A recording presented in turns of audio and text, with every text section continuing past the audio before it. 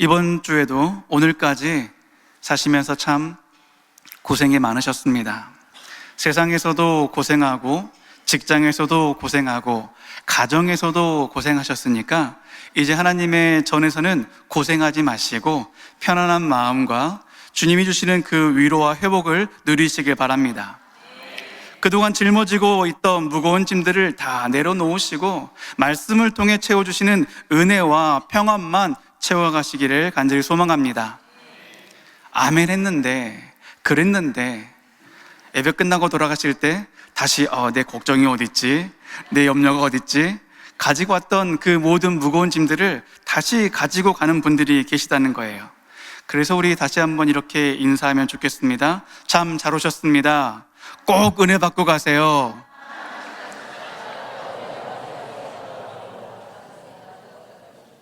은혜를 받아야 걱정이 사라지기 때문입니다. 은혜를 받아야 염려에서 노임을 받기 때문입니다.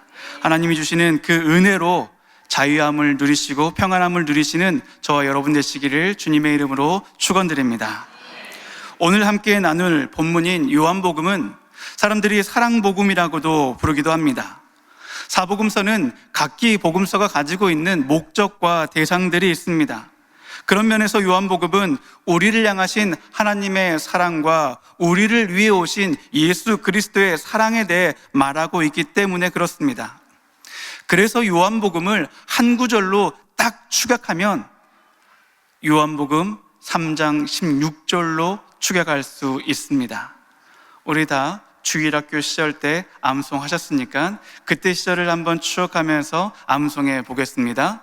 하나님이 세상을 이처럼 사랑하사 독생자를 주셨으니 누구든지 예수 믿으면 멸망하지 않고 영생을 얻으리로다. 요한복음 3장 16절 말씀. 아멘. 역시 주일학교 출신은 뭐가 달라도 다릅니다. 그렇죠? 여기 주일학교 출신이 아닌 분들은 입만 뻥긋뻥긋. 여러분, 그래서 우리가 우리의 자녀들을요, 우리의 손주들을 주일학교로, 교회로 보내야 되는 거예요. 어렸을 때 들었던 이 말씀 한 구절이 그들의 삶 가운데 평생토록 남아있기 때문입니다. 당장 이번 주부터 아이들의 손을 붙잡고 손주들의 손을 붙잡고 주일학교로 오시길 바랍니다. 아멘 소리 줄어들었습니다. 그렇게 요한복음 말씀을 묵상하고 있는데 이런 마음이 드는 것이죠.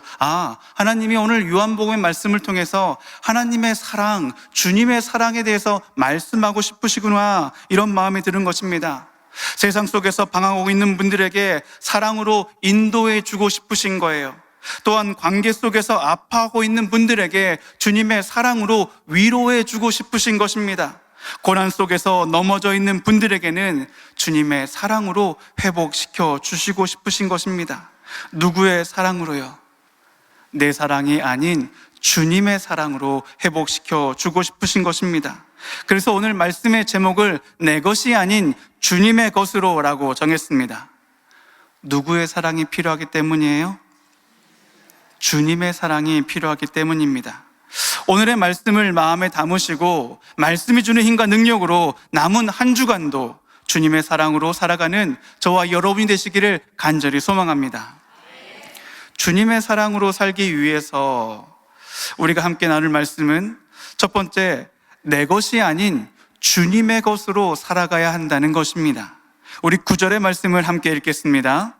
참 빛 곧 세상에 와서 각 사람에게 비추는 빛이 있었나니. 아멘. 참 빛은 예수님이십니다. 그러니까 예수님께서 이 땅에 오셨다는 거예요. 왜 오셨냐면 사람들을 비추시기 위해 오셨대요. 그러니까 9절의 말씀은 예수님께서 이 땅에 오셔서 사람들을 비춰주신다는 말씀입니다. 여러분, 빛은 어두운 것을 밝히는 힘이 있습니다. 빛이 있으면 어두움은 사라지죠. 초대교회 당시에 많은 사람들이 어둠 속에서 방황하고 있었습니다. 캄캄해요. 어디로 가야 할지 몰라서 헤매고 어떻게 가야 할지, 어떻게 살아야 할지 몰라서 죄 가운데, 세상 가운데 고생하며 살았습니다. 그래서 그 사람들이 이 어두움에서 벗어나기 위해서 노력하고 있던 것이죠. 특히 유대인들 중에 바리새인과 서기관들은 그들은 자신만의 방법으로 그 어둠을 밝히려고 했습니다. 그 방법이 바로 율법입니다. 그들에게는 율법이 빛이었기 때문입니다. 그렇게 율법으로 사람들을 비추었습니다. 그랬더니 무엇이 보이냐면 그 사람의 죄가 보이기 시작한 거예요. 하나님의 말씀을 가지고 그 사람을 보았더니 그 사람이 지키지 못했던 것, 그 사람이 잘못했던 것, 그 사람의 죄들이 보이기 시작했습니다. 그렇게 율법은 오히려 사람들을 죄인으로 만들었습니다. 그때 요한이 말하는 것입니다. 참 빛으로 비춰야 한다고요. 참 빛으로 오신 예수 그리스도로 비춰야 한다라고 말하는 거예요. 그리고 예수님으로 비추자 놀라운 역사가 일어나는 것입니다. 죄인이 의인으로 거듭나는 역사가 일어났습니다. 이것이 예수님께서 이 땅에 오신 목적입니다. 사랑하는 목민의 성도 여러분, 이 말씀이 우리에게 주는 의미는 우리도 바리새인과 서기관처럼 내 생각으로 살고 내 경험으로 살고 내 노력으로 살아서는 안 된다는 것입니다. 내 것으로는 안 된다는 거예요. 우리가 가지고 있는 빛으로 물건을 비추면 그 빛으로 인해서 물건에 그림자가 나타납니다. 빛을 비추면 그림자가 생기는 건 당연합니다. 이게 세상의 이치예요. 그런데 요한은 이렇게 말하고 있는 것이죠. 세상의 빛은 그림자가 생기지만 예수 그리스도 주님의 빛, 참된 빛에는 그림자가 없다라고요. 그렇습니다. 율법으로 사람을 비추면 그 사람의 죄가 드러나지만 주님으로 그 사람을 비추면 주님의 사랑이 드러나는 거예요. 주님으로 그 사람을 바라보면 주님의 십자가가 드러난다는 것입니다. 그래서 내 것이 아닌, 이 땅의 것이 아닌 오직 주님의 것으로 비추어야 하는 것입니다.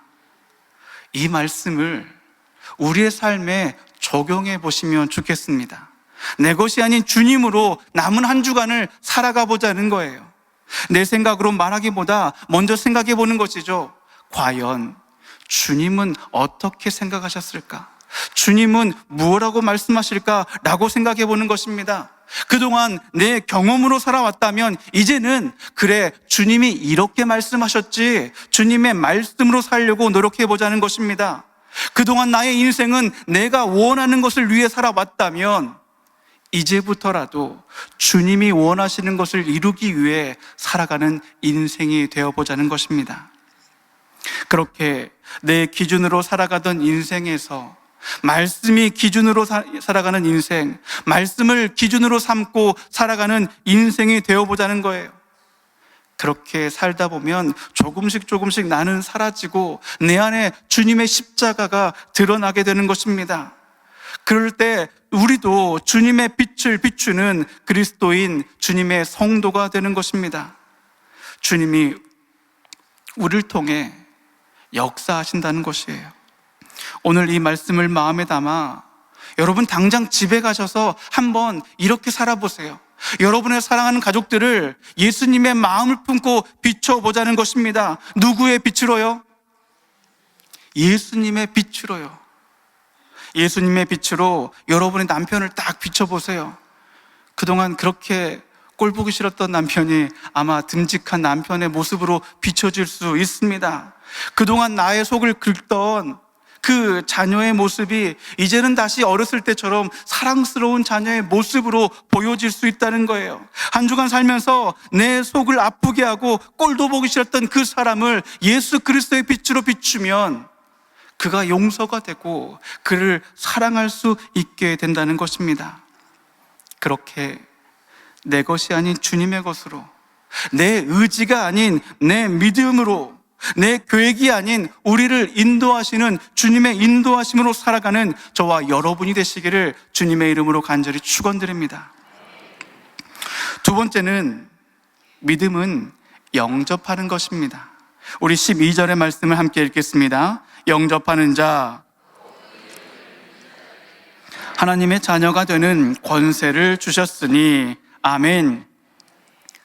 자, 영접하는 것이 곧 믿는 것이래요. 영접하는 것이 믿는 것이라고 말하고 있습니다. 믿는 것과 영접하는 것이 같다는 것입니다. 한번 따라해 보시겠습니까? 믿음은 영접하는 것입니다. 한 번 더요. 크게요. 특히 손과대 크게 하셔야죠. 믿음은 영접하는 것입니다. 믿음은 무엇이라고요? 맞아요. 영접하는 것입니다. 여러분, 영접이라는 것은요, 문을 열고 밖에 있는 것을 안으로 들이는 것입니다. 내 마음의 문을 열고 밖에 계신 예수님을 내 마음 안으로 들어오게 하시는 것, 이게 영접이에요. 주님을 영접하기 위해서 무엇을 열어야 한다고요? 그래요. 남편의 마음이 아니에요. 자녀의 마음이 아니에요. 내 마음을 열어야 합니다. 우리의 마음을 열어서 주님을 영접해야 주님이 내 안에 들어오시고 주님의 빛으로 비출 수 있다는 것입니다. 여러분, 이렇게 생각하면 믿는 것 참 쉽지 않습니까? 뭐만 열면 돼요? 내 마음의 문만 열면 돼요. 그러면 주님이 그냥 들어오신다는 거예요. 그런데 문제가 하나 있습니다. 내 마음이 내 마음대로 안 되는 게 문제예요. 나는 분명 문을 열고 싶은데 이게 도통 열리지 않아요. 이 문만 열면 주님 들어오신다는데 도통 내 마음이 내 마음대로 되지 않는 게 문제입니다. 여러분, 우리가 주일날 말씀에 은혜 받고 3일을 살았습니다. 말씀대로 살고 싶었어요. 승리하고 싶었어요. 그런데 내 마음대로 안 되는 거예요. 믿고 넘어지고 시험에 빠지고, 오늘 그렇게 우리는 수요 기도에도 은혜 받으러 오셨잖아요. 문을 열어야 은혜가 들어온다니까요. 그런데 왔더니 오늘따라 인사도 2번 시키고 이것도 따라해라 저것도 따라해라, 시키지 않던 것도 시키니까 자꾸 아이고 피곤한데 뭘 이렇게 시키는 거야, 삐그덕 마음이 다치는 것입니다. 여러분, 다치면 안 된다니까요. 무엇이 다치면 안 됩니까? 여러분, 눈은 다칠 수 있습니다. 하지만 마음은 다치면 안 됩니다. 마음이 다치려고 하는 사람들에게 요한은 9절에서 11절의 말씀으로 이렇게 말씀해 주고 있습니다. 9절에 참 빛이 사람들을 비추었습니다. 그러자 그 빛을 본 사람들의 반응이 나뉜다는 거예요. 그 빛을 보고 외면하고 영접하지 않는 사람들이 있었고요, 그 빛을 보고 영접하는 사람들이 있었다는 것입니다. 예수 그리스도 참된 빛을 보고 외면하는 사람은 마음이 다치는 사람입니다. 그 빛을 보고 영접하는 사람은 마음이 열리고 있는 사람들인 것입니다. 그래서 12절은 마음이 열려서 주님이 내 안에 들어오셨다라고 말씀해 주고 있습니다. 여러분, 내 안에 무엇이 채워져 있느냐가 중요합니다. 저는 그래서 신앙생활이란 내 안에 있는 것을 다 끄집어내고 오직 예수 그리스도 주님을 내 안에 담는 과정이 신앙생활이라고 생각합니다. 그래서 신앙생활을 잘하는 것을 어떻게 할 수 있습니까? 교회 와서 봉사 많이 하고 남들보다 열심히 노력하고 얼마나 헌신했느냐로 알 수 있는 것이 아니라 내 안에 주님이 얼마만큼 채워져 있느냐로 알 수 있다는 것이죠. 내 안에 무엇이 채워져 있느냐에 따라서 내 삶의 모습이 달라지기 때문입니다. 내 안에 예수님이 계시면 우리는 예수님을 따라가요. 예수님을 닮아갑니다. 그런데 내 안에 세상이 채워져 있으면 우리는 세상을 따라가고 세상을 닮아가는 것입니다. 여러분의 마음이 다치기 전에 질문 하나 드리도록 하겠습니다. 잘 생각해 보세요. 내 안이, 지금 이 시간 내 안이 주님으로 가득 채워져 있다면 우리는 누구의 생각으로 세상을 살아갈까요? 제 질문은 항상 객관식입니다. 1번 주님 생각, 2번 내 생각, 3번 교회에서는 주님 생각, 세상에서는 내 생각. 몇 번이죠? 그럴 줄 알았습니다. 1번이라고 대답하시고 나가시면서 역시 세상은 3번이지 라고 하실 수도 있습니다. 맞아요. 정답은 1번입니다. 이 시간 우리 안이 주님으로 가득 채워져 있다면 우리는 주님 생각으로 살아가는 거예요. 반대로 내 안이 내 생각으로 가득 차 있다면요, 내 생각으로 살아가게 됩니다. 그런데 문제는 3번이에요. 분명히 교회에서는 주님 생각으로 살아갔어요. 정말 믿음이 좋은 사람 같았습니다. 그런데 세상에서는 내 생각으로 살아가는 거예요. 이런 사람들은 믿음이 있는 것 같기도 하다가 믿음이 없는 것 같기도 합니다. 교회에서는 분명히 성도 있는데 세상에서는 세상 사람처럼 살아가는 거예요. 이렇게 헷갈리는 사람 우리 주변에 있지 않습니까? 고개 돌리지 마세요. 여러분 잘 생각해 보세요. 우리가 1번이었습니다. 주님을 처음 만났을 때 우리는 주님 생각으로 가득 채워져 있었어요. 주님 말씀하시면 그곳이 어디라도 순종하며 나아갔습니다. 그런데 자꾸 시험이 나에게 오는 거예요. 문제가 나를 넘어뜨리는 것입니다. 교회 안에서 어려운 관계 가운데 자꾸만 우리가 낭망해지는 것입니다. 그러니 자꾸 무엇이 나타납니까? 2번. 내 생각에 올라오는 거예요. 아, 이건 아닌 것 같은데, 이거 이렇게 하면 될 것 같은데. 그런 사람들이 그러죠. 야, 그건 믿음 없는 거야. 집사가 그러면 안 돼. 장로가 그러면 안 돼. 목사가 그러면 안 되지. 라고 말하는 거예요. 그래서 우리는 지혜롭게, 그래, 결심했어. 교회에서는 1번으로 살고, 나가면 2번으로 살아야지. 이게 우리의 모습 아닙니까? 1번이었다가 2번이었다가 3번이었다가, 누가 그런 것이 아니라 우리가 바로 이렇게 돌면서 사는 거예요.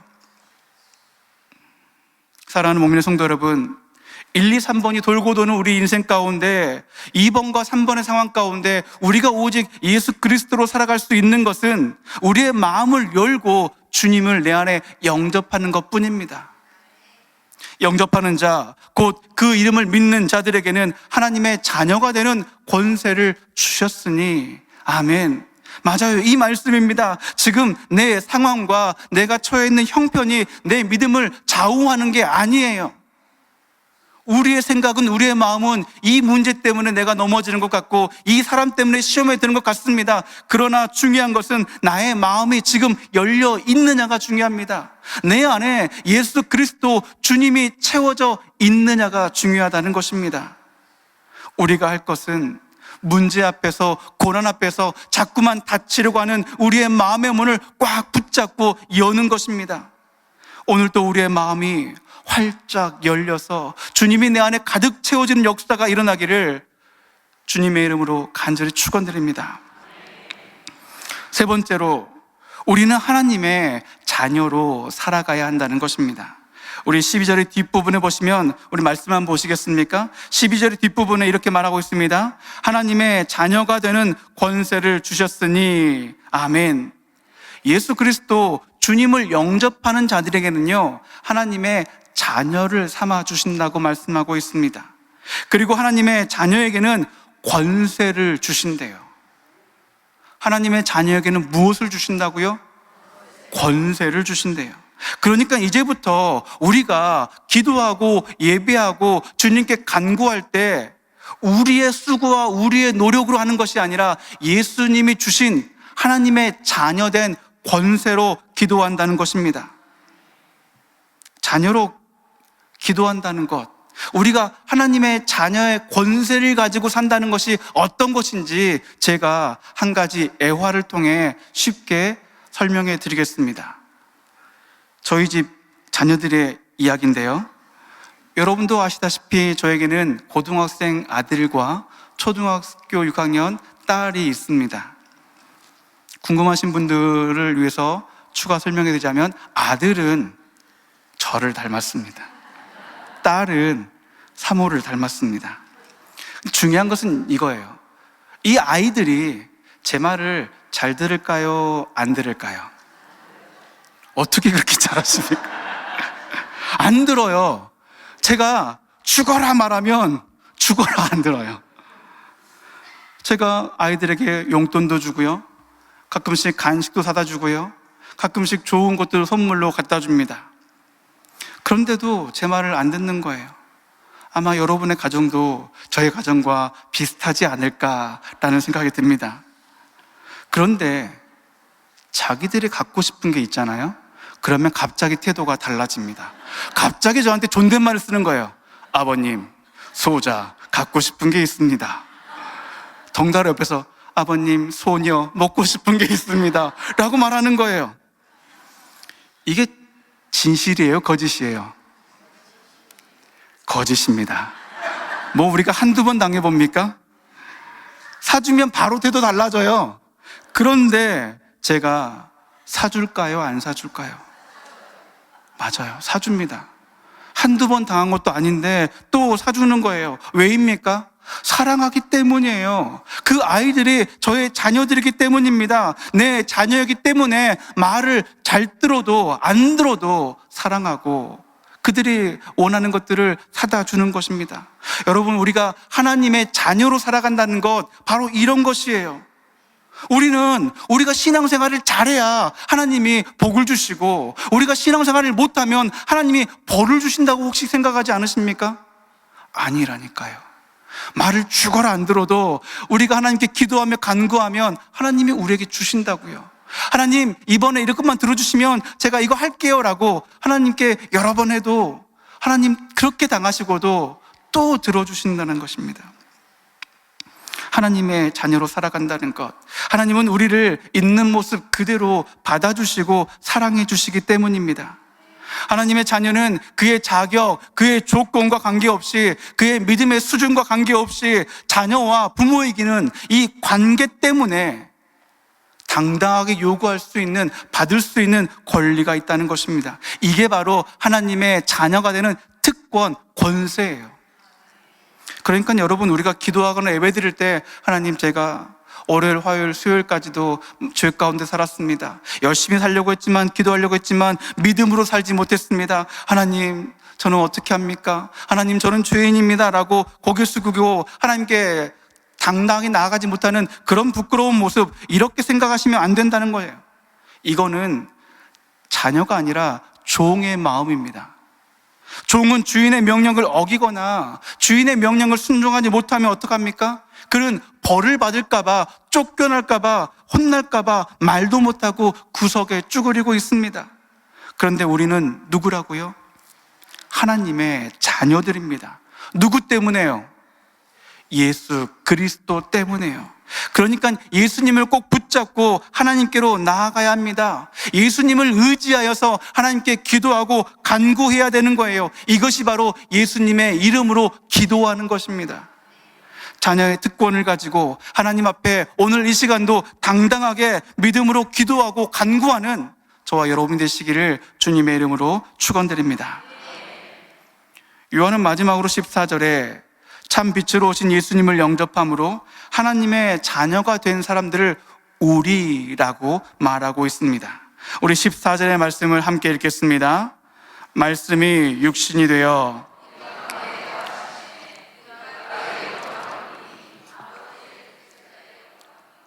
은혜와 진리가 충만하더라. 아멘. 우리나라 사람들이 좋아하는 단어 중 하나가 우리래요. 그래서 우리는 우리나라, 우리 학교, 우리 가족, 우리 교회, 우리 목사님이라고 말합니다.